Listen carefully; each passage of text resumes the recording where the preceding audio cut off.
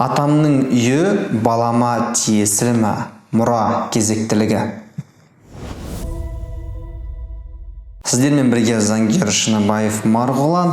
Жалпы бүгін мұра туралы айтатын боламыз. Яғни бала немересі атасының мүлкіне қол сұғала ма? Оған тиесілі ме мүлік? Жалпы осындай сұрақтарды бүгін талқылайтын боламыз. Сіздермен бірге заңгер Шыныбаев Марғұлан. Астындағы лайк, комментарий, подписканы қойды ұмытпаңыздар. Жалғастырсақ, егер бізге мынандай бір көп сұрақтардан келетін бірі, мысалға әйел азаматы көп сондайды, менің балам бар дейді. Мен күйеуіммен жақсы тұрмай жатырмын, ажырасайын деп жатырмын, болмаса бір кикілжің болады отбасында. Сонда қоятын сұрағы, менің балам бар. Атасында, яғни күйеуінің енді папасы ғой, үй бар, мүлік бар. Сол үйге менің балам немересі ретінде бір үлесі бар ма, жоқ па деген сұрақ туындайды. Бірден айтайын. Әке шеше тірі тұрған кезде баласы ешқандай мүлікке құқы жоқ. Яғни баласының баласы немересі де оған құқы жоқ. Яғни егер адам тірі болып тұратын болса, ол мүлікке ешкім қол сұға алмайды. Соны есте сақтап алыңыздар.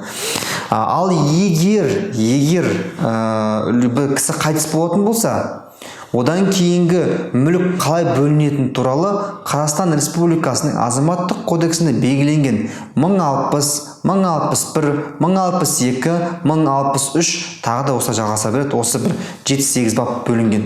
Бұл баптарда кезектілік көрсетілген. Яғни адам қайтыс болған кезде бірінші кезекте кім мұраға қабылдай алады?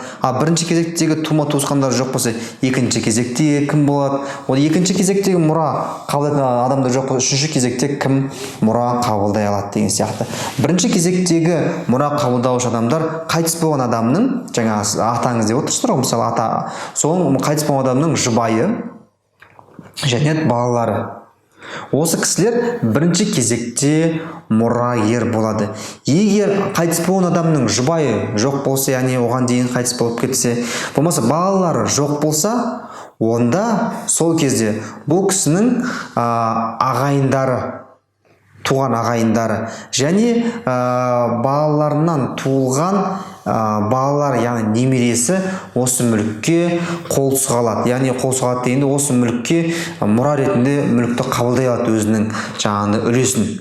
Осы кезде ғана немересі, яғни не істей алады? Атасының, әжесінің мүлкіне бір үлескер ретінде мүлкін қабылдай алады. Осы кезде ғана, яғни адам қайтыс болып, егер бала шағасы жоқ болса, жұбайы жоқ болса, сол кезде ғана екінші және үшінші кезектегі мұрагерлер, яғни немерелері жаңағындай мүлікке өзінің құқығын талап ете алады. Мүлік болатын болса, мүлік болсын, депозит болсын, қандай да бір бағалы заттар болса, сол бағалы заттарға жаңағындай өзінің талабын қоя алады. Бұл адам қайтыс болғаннан кейін 6 айдың ішінде арыз жазылу керек нотариус арқылы. Яғни егер адам қайтыс болса, Алматыда, мысалы, Алматы қаласының нотариусына, мысалы, қай жерде қайтыс болды адам, сол жердің өңірдің нотариусына не жазылу керек? Арыз жазылуы тиіс. Сондықтан бірсыпыра бұл сұраққа жауабым,